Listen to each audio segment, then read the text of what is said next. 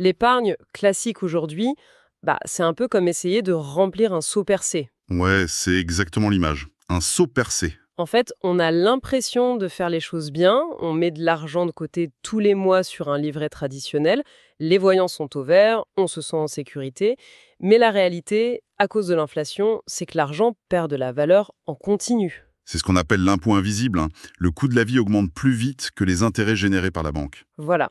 Résultat, c'est une perte de pouvoir d'achat qui est lente, silencieuse, mais mathématiquement inévitable.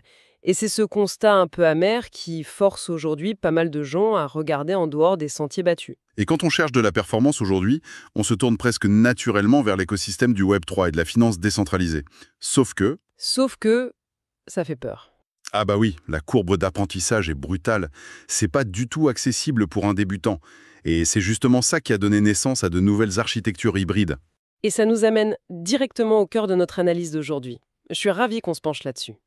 On a sous les yeux les documents de présentation d'un écosystème qui s'appelle Aurum. Aurum, ouais. Leur promesse, c'est de construire un pont. D'un côté, on a l'ergonomie et la sécurité de la finance classique, et de l'autre, les rendements très agressifs de la crypto.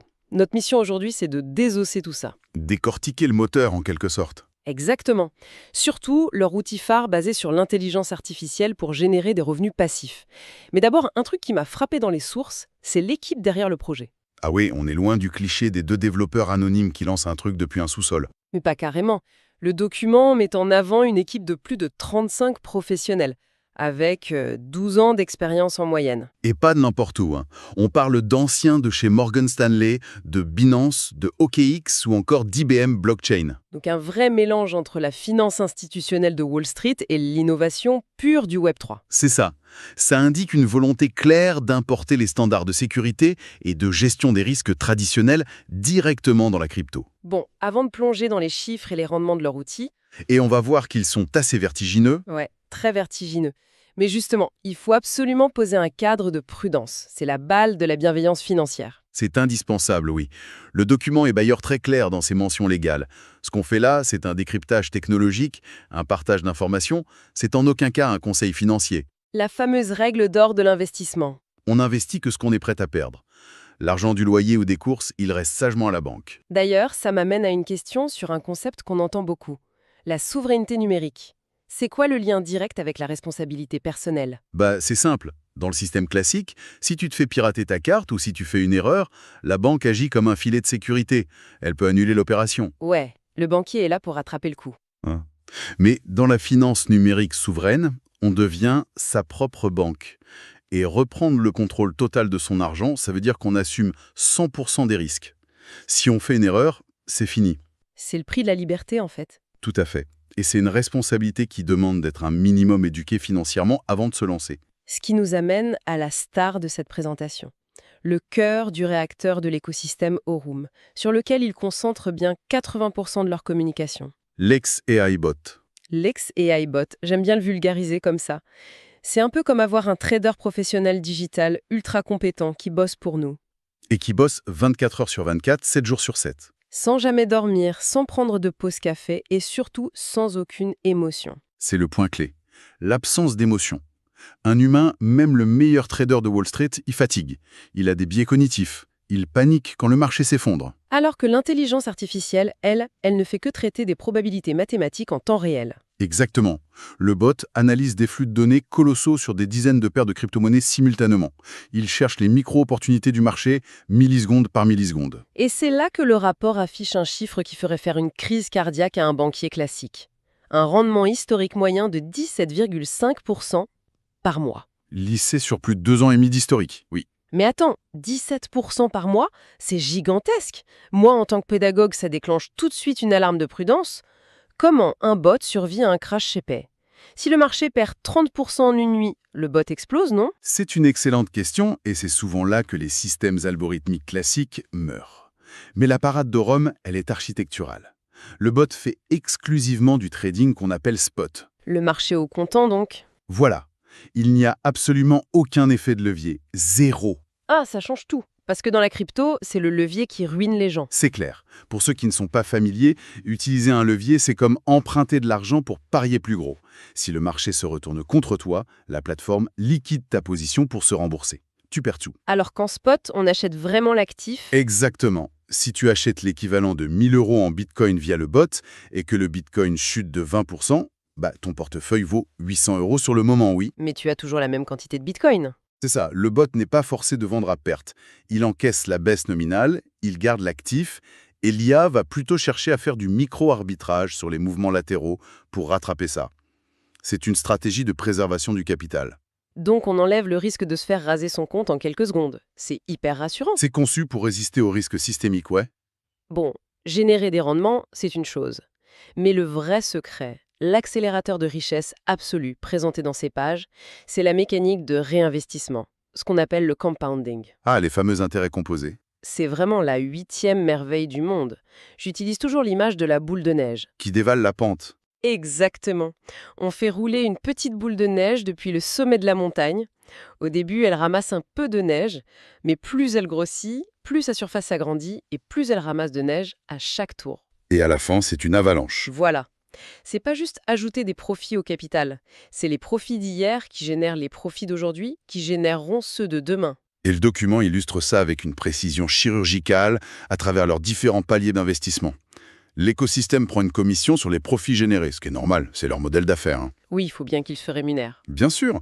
Par exemple, le palier de base commence à 100 USDT. Là, la répartition est de 60% des profits pour l'utilisateur et 40% pour l'entreprise. C'est une belle porte d'entrée pour tester l'outil. Et là où les chiffres deviennent impressionnants, c'est sur le palier VIP. Ça correspond à un dépôt situé entre 10 000 et 25 000 USDT. Et là, la répartition s'inverse complètement en faveur de l'utilisateur. 85% des profits vont dans la poche du client, seulement 15% pour Rome. Et c'est là que la simulation d'intérêt composé sur un an donne le vertige. Si je prends leur exemple, on dépose 10 000 USDT sur ce palier VIP. Ouais. On ne touche à rien, on laisse l'IA réinvestir les gains automatiquement. Au bout de 12 mois, le document prévoit un capital total de 42 781 USDT. C'est ça. Donc un rendement prévisionnel de plus de 427% sur l'année. Attends, c'est fou ça. 427% en un an, juste en laissant la boule de neige rouler? C'est la force mathématique brute du compounding. Mais attention, on précise bien que c'est une trajectoire parfaite calculée sur des moyennes historiques. Les marchés réels ne montent pas en ligne droite. Bien sûr, la réalité est toujours un peu plus chaotique. Mais la théorie prouve la puissance du système. Si on a la discipline de ne pas piocher dans ses gains tous les 4 matins, oui. Ce qui m'amène au point de friction historique de la crypto. Accumuler de la richesse sur un écran, c'est super. Avoir 42 000 USDT virtuels, on est tous très contents. Mais si tu peux pas acheter ton pain avec, ça sert à rien. Exactement. Comment on relie cette richesse numérique à l'économie réelle? Parce que les virements bancaires internationaux qui prennent des jours ou les comptes gelés par les banques classiques parce qu'elles voient le mot crypto, c'est l'enfer. C'est le nerf de la guerre. Et c'est pour ça qu'Aurum a développé sa propre infrastructure Antri, la néobanque. Ils ont carrément leur propre banque. Une application bancaire, mais déjà dispo sur Android et Telegram, avec la version iOS en route. Et surtout, ils émettent des cartes bancaires. Des vraies cartes physiques ou virtuelles? Les deux. Et elles sont compatibles avec Apple Pay et Google Pay. Ah, ça c'est le pont ultime. Totalement. Ton bot génère du profit pendant la nuit, et le lendemain midi, tu utilises ta carte pour payer ton restaurant. La conversion de la crypto en monnaie locale se fait en temps réel, instantanément. Sans aucune friction. Et j'ai vu dans le rapport que les plafonds de ces cartes peuvent aller jusqu'à 100 000 USDT de dépenses par mois. C'est colossal. Oui, on n'est pas limité aux petites dépenses du quotidien. On peut vraiment vivre sur ces rendements crypto. Bon, pour résumer les règles du jeu, le bot trade 7 jours sur 7. Les bénéfices qu'il génère sont liquides, on peut les retirer 24 heures sur 24. Et ils sont versés sous 48 heures maximum. Super. Mais en creusant le document, je suis tombée sur une règle concernant le capital de départ, le fameux dépôt initial. Et là, c'est beaucoup plus strict. Ah oui, la politique de retrait du capital. Déjà, on ne peut retirer le capital principal que les 1, 10 et 20 de chaque mois. Mais surtout, il y a des frais de résiliation de 35% si on retire cet argent avant d'avoir passé un an dans le système. 35%, ouais. C'est énorme. C'est une barrière à la sortie gigantesque. Pour un débutant, ça ressemble à une prise d'otage des fonds. C'est la réaction normale quand on voit ça. Ça pique. Mais d'un point de vue macroéconomique et systémique, c'est vital. C'est même très rassurant. Rassurant ? De perdre un tiers de son capital si on veut sortir 10. Explique-moi. Pense aux faillites des plateformes crypto de ces dernières années. Celsius, FTX. Qu'est-ce qui les a tués? Le manque de liquidité. La panique. Exactement. Le fameux bank run, la panique bancaire. Tout le monde veut retirer son argent en même temps et la plateforme s'écroule. L'Exeibot a besoin d'une taille de portefeuille stable pour opérer ses micro-arbitrages efficacement. Ah, je vois. Si le capital fluctue massivement tous les jours à cause des retraits émotionnels des utilisateurs, le bot ne peut plus appliquer ses stratégies. Voilà. Les 35% de frais, c'est un disjoncteur anti-panique. Ça désincite totalement les comportements spéculatifs à court terme ou les retraits impulsifs à la moindre baisse du Bitcoin. Ça force l'utilisateur à adopter une vision à long terme. C'est un compromis clair. On te donne accès à une IA ultra performante, mais en échange, tu bloques ta liquidité de base pendant 12 mois. Et après 365 jours, ces frais disparaissent complètement. C'est juste le temps nécessaire pour que l'écosystème garantisse sa stabilité. Vu comme ça se défend totalement. Et d'ailleurs, concrètement, pour quelqu'un qui veut se lancer, l'action plan est hyper simple, non? C'est pensé pour les débutants. Pas besoin de savoir coder ou de comprendre les graphiques de trading complexes. On télécharge l'application Néobank, on ouvre son compte. On fait un dépôt en USDT, on sélectionne le bot et on l'active. C'est à peu près tout. L'IA prend le relais automatiquement. Donc, en quelques clics, on a notre trader digital en place. C'est fou, la simplicité du truc. Ouais, l'UX est vraiment travaillé. Et une fois qu'on a fait ça, qu'on voit que ça marche et qu'on est content des rendements, le document introduit une dernière brique. Un accélérateur basé sur l'humain, cette fois. Le Partner Programme, le programme partenaire. J'aimerais bien qu'on en parle, parce que ça a l'air d'être un levier de croissance énorme pour eux. Si je comprends bien, on peut toucher des commissions juste en recommandant l'outil. C'est l'essence même du marketing Web3. Dans la finance traditionnelle, une banque va dépenser des milliards en publicité télé ou en affichage pour acquérir de nouveaux clients. Avec des coûts d'acquisition clients exorbitants, Voilà, Oram prend ce budget marketing colossal et le réalloue directement à sa communauté. Tu es satisfait du bot, tu en parles à un ami, il s'inscrit, tu es rémunéré. ils parlent de direct sales qui peuvent monter jusqu'à 18,5%. C'est payé instantanément. Instantanément, oui, sur le capital apporté. Mais le vrai coup de génie de ce programme, c'est pas la vente directe, c'est ce qu'ils appellent les profit shares. Des parts sur les profits, c'est-à-dire Tu peux toucher jusqu'à 30% de revenus passifs basés uniquement sur les bénéfices réalisés par les bots de tes partenaires. Ah, attends, c'est puissant ça. Ça veut dire qu'on ne gagne de l'argent de façon pérenne que si les gens qu'on a invités gagnent eux-mêmes de l'argent avec leurs bots. C'est l'alignement parfait des intérêts.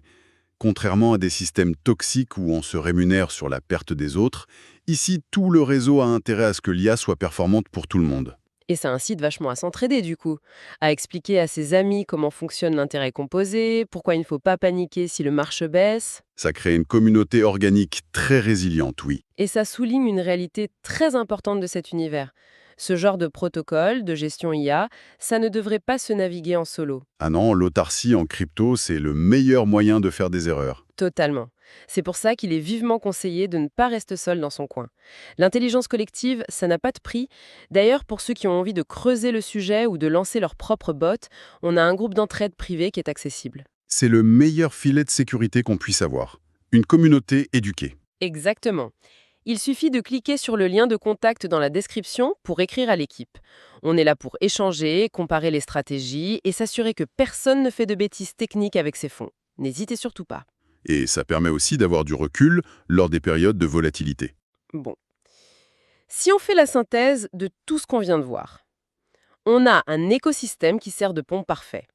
On a une IA autonome, le fameux EX AI Bot, qui génère des rendements spot sans levier.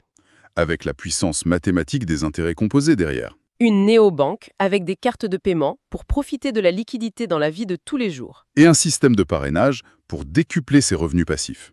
tout en étant protégé par des règles de liquidité strictes sur le capital de départ. C'est un modèle hyper complet, ça donne vraiment envie de voir comment ça va évoluer. Et ça pousse à une réflexion encore plus grande sur l'avenir en fait. Vas-y, je suis curieuse. Si on regarde bien. Si aujourd'hui, une intelligence artificielle décentralisée peut scanner tous les marchés du monde 24 heures sur 24, Sans se fatiguer, sans se fatiguer, exécuter des trades sans aucune émotion et offrir une liquidité immédiate via une simple carte sur ton téléphone, quel est l'avenir des gestionnaires de fonds traditionnels? ah ouais, les fameux banquiers dans leur grande tour de verre. Exactement. Est-ce que les grandes banques historiques vont devoir ravaler leur fierté et adopter ces modèles d'IA sur la blockchain, ou est-ce qu'elles vont juste regarder les capitaux fuir vers ces nouvelles infrastructures algorithmiques? Et devenir les dinosaures de la finance de demain? C'est une question existentielle pour l'industrie classique. Je suis ravi qu'on ait pu décortiquer ça parce que c'est une transition technologique majeure qui est en train de se jouer. C'est clair. Et la meilleure façon de l'observer, c'est de s'éduquer, d'en parler et de rester curieux. Gardez toujours cette approche prudente et bienveillante avec votre capital. Et surtout, rejoignez la communauté via la description si vous voulez en discuter de vive voix. À très vite pour une prochaine analyse.